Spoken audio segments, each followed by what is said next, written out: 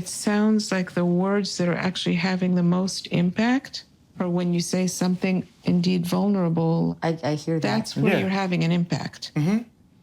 Because the more you speak from a very honest place, the more I can see the two of you just immediately connecting, and something good starts happening. And I guess that's what I hear. And And that's what moves you into the conversation. Correct. That's a good way to frame what I think the two of you need to be pretty conscious of, more conscious of. Are you really saying honest things, or are you hurting or hiding or using words to not do what they're supposed to do? I had woken up and went to the restroom, and I hadn't really gotten to see her or connect with her, and so I think I was really craving, like, just some physical touch and attention. And so I got back into bed, and I snuggled up to her. I will add that when we go to sleep, we snuggle every night. But it's been a thing, like, It has been a thing through our about relationship, stay off- that she's been like, get away, like. Oh, come on. I've Well, never said it. no, like not get that. away, but it's been like. Wait, Yeah. let's do each their Sorry. own version. Okay. Say it, your version, unedited. I feel it is like, get away, I need like my space, or perhaps I am like scooting over in the night, but she, like, no matter where we start off the evening at, when I wake up, I kind of like want to be near her. I think she'll say that, like, she said to scoot over in like a normal tone. It didn't really feel like a normal tone. It felt like Rejection. so just for the sake of like understanding the subtext of these kind of dynamics, if you had to say what it feels like, if you go a notch under like the rational part of it, what's going on there for you? It's like, goddamn, I'm just like, I just want to be near you. And you're like, push me away. And I feel like I get like snapped at. As if, I don't know, like maybe that I'm selfish or too much, maybe. Like I'm like smothering or. okay, like what did you hear Lauren say? What's Lauren's ultimate experience of this kind of? That I was attacking her first thing in the morning for trying to snuggle me. No. That's not what she said. What I heard, and tell me if I'm capturing something, what I heard Lauren say is, I'm coming to you with my want for love and affection, and you're rejecting me as if I'm too much. Or It is too much. Hold on. Don't stay, you're moving back to yourself. You know, this business of like coming close to someone is a place of like great vulnerability. Feel like you're doing it wrong there has the potential to be like deeply wounding, humiliating. You sometimes don't really go all the way to consider the impact of what you say. I agree with that. You're kind of reckless in the way you speak. I know. No, I totally agree with that. And I realized that when he came back into the room and, you know, he started off with, this is really hard for me, you know, but I'm going to say it, you know, that really hurt my feelings. And he was like puffing and puffing through it. I don't know. Maybe I'm harsh because I try to push people away. Like I just, you know, I don't have an excuse for it. You don't need an excuse for it, but it's something you might want to take a good look at. Work on. Yeah, I know. Yeah, hello. Good morning. Sorry. It's okay, baby. Venga. He's like, I didn't wake up for therapy. I know, right? Baby, come. After like the heated part about it, I said, what I'm going to tell you is super not easy for me. It is like, it's making me cringe inside. And it kind of took me a little while to actually spit the words out because I don't know why it's so hard for me. But I just told her, like, and I kind of like mumbled it because it was so hard for me to say. I'm just like, it hurt my feelings about what you said or about your response. Yeah. Great. It hurt my feelings. That's all. Yeah, that was super hard to Yes, say. it's hard to say. Practice it. It's the truth. Everything else is nonsense. No, I know, but and I guess at that very moment is when I realized how hard it is to get in that vulnerability. Yeah. Exposing the truth. Yeah, but exposing myself. So I good. guess. Great, Drew. Great.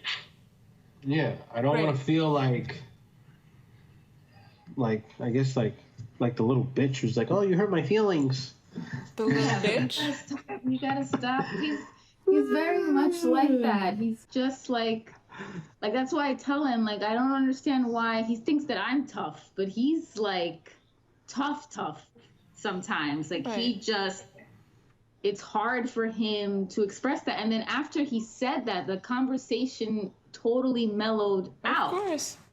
We were able to, I apologized to him and I put the shirt on and I took a picture and I actually liked the shirt on me. So. You see all this? You see this shit? Once you really get to know someone, I mean, well into 3 years of being in a relationship, I think he knows quite a bit and has seen quite a bit, that it just makes me feel even more vulnerable. Yeah. Like it's almost less attractive, is how I envision it. Because you're more known, you're more exposed. I feel like everything makes me more and more vulnerable. And I don't understand why it's so difficult. For you. Yeah. Okay, I can't help but think about what you've told us about your history, right? Your early history with your family, like being forced out so aggressively and attacked by your family, and by your father. My mom is very important to me now. I mean, she's come a long way, and it's like night and day. But I mean, as far as I'm concerned, I don't have a dad, so. We have a dad that doesn't function like a dad. But I also Text every I also feel like 8 it's months. trying in his own way. I see the weathers. I mean, even when he met me, he seemed, Yeah, he's cordial. The last time that, I decided, okay, I'm going to just approach have a conversation with him, it ended with him saying that, I was going to go to hell. Again. Yeah. I called him on my birthday because, I don't know, I had a moment where I was, wanted my dad. So if your closest people, like your parents, are attacking your very sexuality, it's probably pretty tough. It's like Right. just trying to follow your own impulses. It's true. They suppressed my sexuality, and the only way that I could navigate through it was to drink my way through it and not feel ashamed or like something's wrong with Right. you, or like you're going to get punished, Right. or So everything I did was, I was ashamed of who I was, yeah. and still kind of am. But I'm translating it right back into like your ambivalence around initiating, putting yourself out there with all that is alive in you. It must feel like such a risk to do that. Yeah, to initiate anything. To initiate putting your real self out there, what you really desire. I mean, I mean, considering all that you've been through, it's kind of amazing that you are still doing it. It is. I mean, it's a testament to your life force. Just a little bit more of a nurturing, entity in my life could have done Yeah, so much more. I know. But you wisely chose Johnny.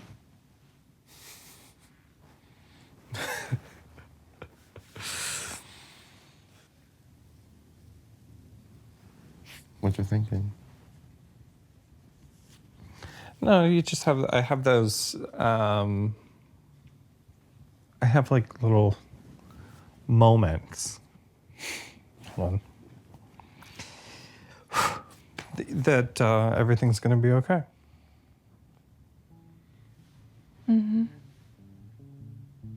But there's some way that you deal with the emotional implications of whatever we're talking about differently. Yeah. And I think India is suggesting that you do some kind of dissociation there, that you cut yourself off from that.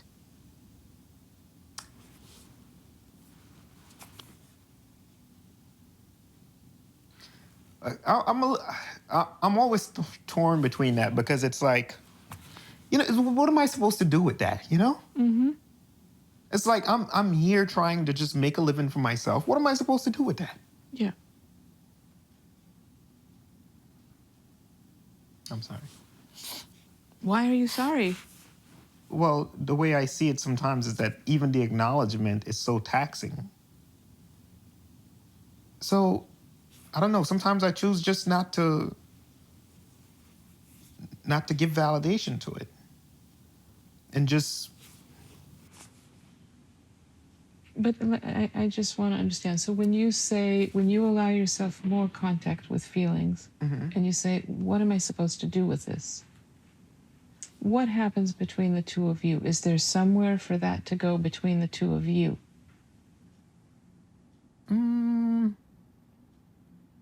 Well, I mean,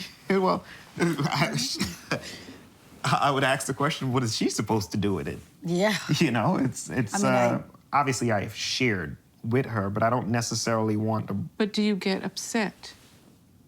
In that moment? No, It's just very not really. matter of fact. No. Because, first of all, that is like a great burden to carry on your own. And even if you dissociate from it, it's still there, weighing on you. Yeah.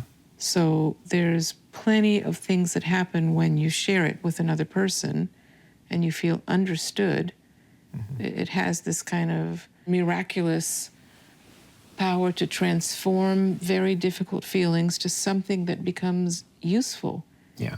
And help the two of you deepen what you have together. Yeah. And it's exactly what I yearn for from her at times, to be more vulnerable. Yeah. Yeah. We actually had a conversation, it's kind of light, about, his employment and how he feels about that. But it was a very, extremely vulnerable conversation. Vulnerable on both your sides? More so on Sean's. He was basically saying, these opportunities are not coming as I assumed they would be. He admitted that to me. And what's changed? We have a lot more patience in our communication. And she's being honest about her underlying issues, and it's the same thing with me.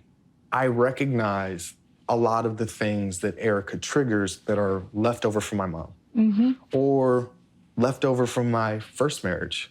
Just things that I intentionally guard myself against because of my previous experiences in life. What would you say, Erica? Are you noticing change? Yeah, I feel like it's been a lot better. I think I'm being a lot more thoughtful in my use of language. I think when you told me that I was speaking to him in like a punishment or to influence, I just thought I was just mad. And so in kind of understanding that it's not also about me being mad, it's some other resentments. So we talked about those resentments, and it's definitely a real dialogue that's being conducted. That's great. Going back to language, I heard Sean saying something that I resonate with in our earlier sessions, that you were talking in a way that I guess you were not using language to speak from really a deep place inside you. Can I say something about that, Sean? So he was talking to his son, his oldest son, and his son called him and said, "Hey, Dad, what do you want for your birthday?" And I guess they had been on the phone for like 2 hours. And he sent me this text, and he said, "Is it so bad I just want to say that I just wanted to be on the phone with you for the 2 hours?" I was like, that's so nice. But he didn't say that, though. I said, you should have told him that. As far as a person tapping into something, that's like huge for him. I was like, that's so nice. It sounds like the words that are actually having the most impact are when you say something indeed vulnerable. I hear that. That's where you're having an impact. Because the more you speak from a very honest place, the more I can see the two of you just immediately connecting, and something good starts happening. And I guess that's what I hear. And that's what moves you into the conversation. Correct. That's a good way to frame what I think the two of you need to be pretty conscious of, more conscious of. Are you really saying honest things, or are you hurting or hiding or using words to not do what they're supposed to do? Absolutely. There's a stereotype in Asian culture that men are not supposed to talk about their feelings. So that alone is like a recipe for disaster in a marriage. And I just don't want to repeat like what my mom went through. Tell me some more about the Asian part. If you talk to like someone who's first generation Asian American, they probably came from a strict father figure who probably didn't really talk to you about their emotions or even say, I love you. Ever. Yeah. And when you say that, what's your feeling about it? My feeling? Once again, it just disappears. I don't feel...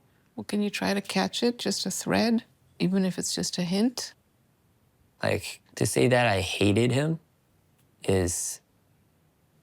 Like, I can't even utter the words, like, love.